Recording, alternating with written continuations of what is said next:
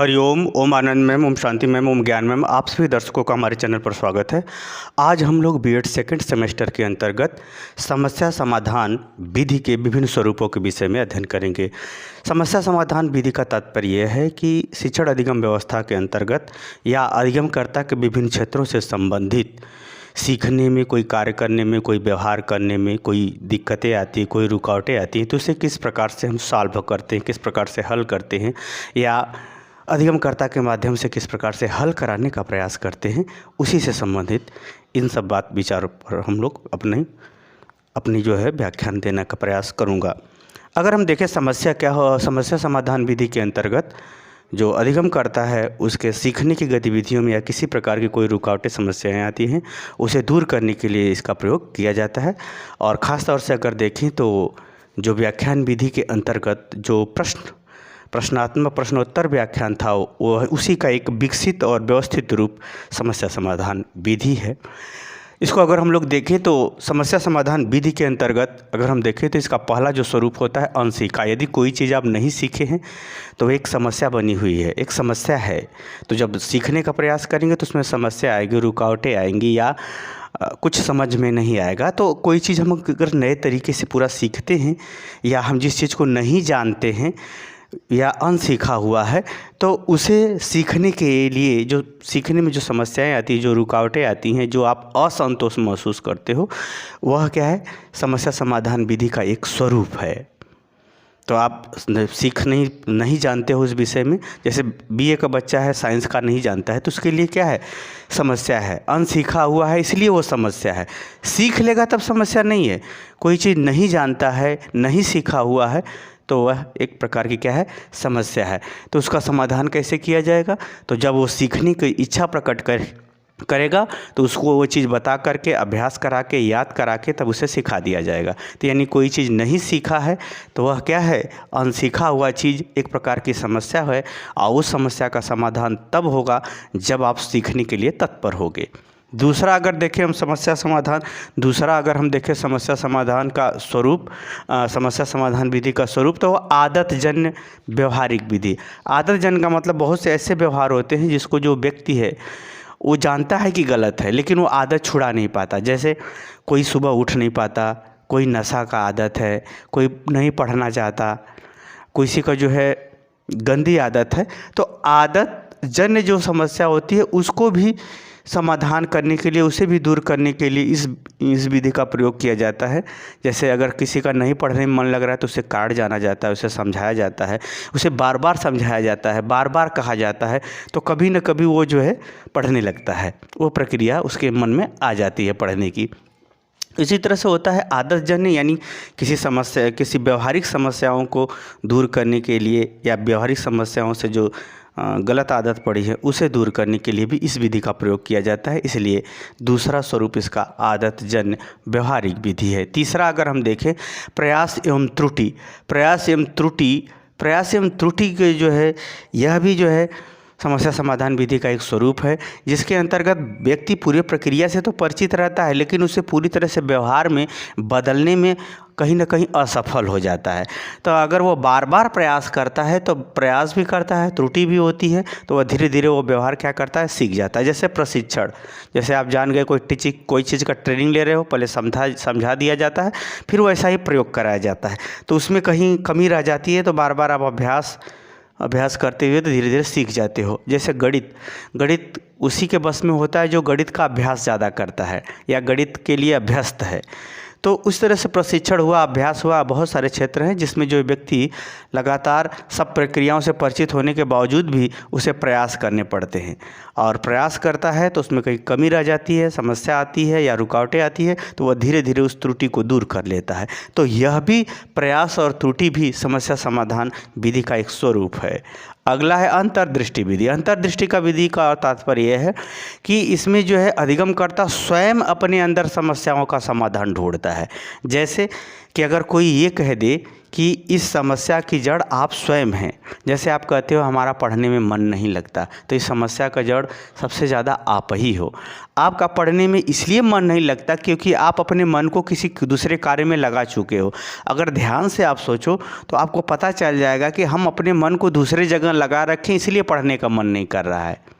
ध्यान से सोचें, जब आपका मन आपको समझाने लगेगा तो उस समस्या का समाधान अपने आप निकल आएगा। तो ये बात सत्य है, मैंने भी महसूस किया। उसी का मन अपने कार्य में नहीं लगता जिसका मन दूसरे के कार्यों में लगा होता है, या जिसका मन का कोई व्यवस्थित या कोई निश्चित आधार नहीं होता, उसी का मन दूसरे के कार्यों में लगता है। इसलिए अपने आप के विषय में कम से कम एकांत में 10-5 मिनट सोचना चाहिए कि हमने आज दिन भर किया क्या और उससे मुझे मिला क्या और उस व्यवहार से हमने दूसरे को दिया क्या। इन सब अगर बातों को आप विचार करेंगे तो एक समय आपका मन अपने कार्यों में लगेगा, आप बहुत आगे निकल जाएंगे। क्योंकि बिना अपने कर्म का पालन किए, बिना अपने स्वधर्म रूपी कर्म का पालन किए कोई आगे बढ़ ही नहीं सकता और ना ही कोई अच्छा हो सकता है। तो इसीलिए जो अंतर्दृष्टि, इसमें समस्याओं का समाधान स्वयं के अंदर खोजा जाता है। जैसे योग, लोग ध्यान से दूर तक देखने की शक्ति, अगर जिसको प्रबल इच्छा हो गई यह शक्ति प्राप्त करने की, तो अपने अंदर ही शक्ति खोजेगा। वास्तव में जो है हम लोग अपने ज्ञान, अपने बुद्धि का कहाँ ज़्यादा प्रयोग कर पाते हैं, बहुत कम। 1-2%, 3%, 5%, 7% बहुत है। 1%, 2% तो अलग बहुत हैं। तो कहने का ये तात्पर्य है कि जब हम अपनी बुद्धि का विश्लेषण करेंगे और अपनी योग्यता क्षमता का विश्लेषण करके लक्ष्य के अनुरूप कोई कार्य या समस्या का समाधान ढूंढते हैं, तो वह विधि जो कहलाती है, अंतर्दृष्टि विधि कहलाती है, वह भी एक समस्या समाधान विधि का ही स्वरूप है। अगला है वैज्ञानिक विधि। वैज्ञानिक विधि आज आधुनिक समय में एक प्रयोगात्मक और सिद्ध करने की विधि के स्वरूप में जानी जाती है। तो ये वैज्ञानिक विधि एक सिस्टमेटिक ढंग से किसी वस्तु के विषय में क्रमबद्ध और मनोवैज्ञानिक तरीके से, वैज्ञानिक तरीके से, तकनीकी तरीके से इत्यादि विधियों से हल करते हुए उसका एक निश्चित निष्कर्ष तक पहुंचती है, जिसके आधार पर उस समस्या का समाधान खोजा जाता है। इस विधि के अंतर्गत पहले क्या होता है, समस्याओं से परिचित हुआ जाता है, समस्याओं के विषय में व्यवस्थित रूप से जानकारी प्राप्त की जाती है। फिर दूसरा परिकल्पना। परिकल्पना किसे कहते हैं, समस्या समाधान के लिए संभावित उत्तर। समस्या समाधान करने के लिए जो संभावित उत्तर होता है उसे हम परिकल्पना कहते हैं। वह उत्तर एक हो सकता है, अनेक हो सकते हैं। जैसे आपने एक समस्या का कई उत्तर खोज लिया कि इसका ये तरीका है, हल करने का यह तरीका है। जैसे आपको कॉलेज जाना है तो साइकिल से, पैदल से, बाइक से, 4 व्हीलर से, ट्रक से, बस से, कई तरीके हैं। तो आपको ये देखना है कि इस समय में, इस दूरी में कौन सा साधन सबसे उपयुक्त होगा, वही निष्कर्ष कहलाता है। तो इसमें जो है समस्या का जो समाधान होता है, उन परिकल्पनाओं को, यानी परिकल्पना उस समस्या का समाधान का संभावित उत्तर है, तो उस परिकल्पना का हम निर्माण करते हैं। तो परिकल्पना में सभी परिकल्पनाओं को हम लोग उसके अनुसार डाटा, उसके अनुसार सूचना एकत्र करते हैं, डाटा का संग्रह करते हैं। फिर उस डाटा का विश्लेषण करते हैं कि कौन सबसे ज़्यादा उपयुक्त होगा। फिर उसका हम लोग टेस्ट लेते हैं, परीक्षण लेते हैं। परीक्षण उसका प्रयोग करना पड़ता है कि हमने मान लीजिए कॉलेज डाटा मिल गया हमको, बस से भी जा सकते हैं, ट्रक से भी जा सकते हैं, बाइक से भी जा सकते हैं, साइकिल से भी जा सकते हैं, पैदल भी जा सकते हैं। ये हमको क्या मिल गया, डाटा मिल गया कॉलेज जाने का। तो हम विश्लेषण करेंगे कि हम पैदल नहीं चलते तो इतना 1 किलोमीटर पैदल चले जाएंगे तो हमारे हेल्थ के लिए भी अच्छा होगा। तो विश्लेषण ये आया कि पैदल जाना 1 किलोमीटर आपके लिए बहुत फ़ायदेमंद है। विश्लेषण, अब आपने उसका प्रयोग करके देखा कि हमारे हेल्थ के लिए भी फ़ायदा है और हमारी तंदुरुस्ती, हमारे शरीर का आकार, हमारा स्वास्थ्य भी बना हुआ है। तो इस प्रकार से साधन तो बहुत थे 1 किलोमीटर कॉलेज पर जाने के लिए, लेकिन उस व्यक्ति के लिए जिसका 1 किलोमीटर दूर है कॉलेज, उसके लिए पैदल ही जाना सबसे अच्छा होगा। क्योंकि अन्य साधनों से तो वो जा सकता है, लेकिन उसके शारीरिक स्वास्थ्य और मानसिक स्वास्थ्य पर अनुकूल प्रभाव नहीं पड़ेंगे, क्योंकि जब शरीर ही स्वस्थ नहीं तो मन कहाँ से स्वस्थ होगा। तो इसलिए विश्लेषण से ये पता चला कि जो 36 साधन थे, उन साधनों में सबसे अच्छा क्या रहा, पैदल जाना। अब उसी को पैदल जाकर के इसने प्रयोग किया तो कुछ दिन के बाद उसे महसूस होने लगेगा कि नहीं, ये हमारे लिए सबसे सूटेबल है पैदल जाना। ये अलग बात है कि कोई जो है साधनों का दुरुपयोग करता है कि सदुपयोग करता ही अलग बात है। तो उसका परीक्षण लिया तो उसको हर तरह से फ़ायदा मिला। निष्कर्ष निकला कि घर से बाइक से न जा कर के, साइकिल से न जा कर के हम पैदल अगर जाएं तो हमें हर तरह से फ़ायदेमंद होगा। पैदल चलना मस्तिष्क, शरीर सबके लिए अच्छा है।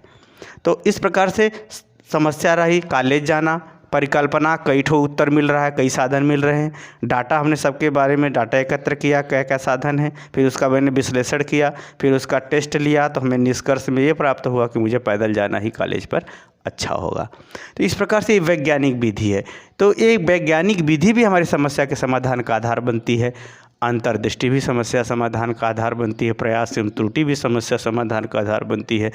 आदतजन्य जो स्थितियां हैं उसको भी सुधारने संबंधी जो हम निष्कर्ष निकालते हैं, विचार विमर्श करते हैं या सोचते समझते हैं, वह भी जो है एक समस्या समाधान विधि का है। कोई चीज़ नहीं सीखे हो तो उसे सीखने के लिए जो हम प्रयास करते हैं, जो प्रयत्न करते हैं, जो क्रिया करते हैं, वह भी एक प्रकार का समस्या समाधान विधि का ही स्वरूप है। मुझे उम्मीद है कि समस्या समाधान के विभिन्न स्वरूपों को आप समझ गए होंगे। समझ गए हैं तो कमेंट बॉक्स में ज़रूर बताइए। साथ ही मेरे चैनल को लाइक शेयर सब्सक्राइब भी कीजिए। हरिओम।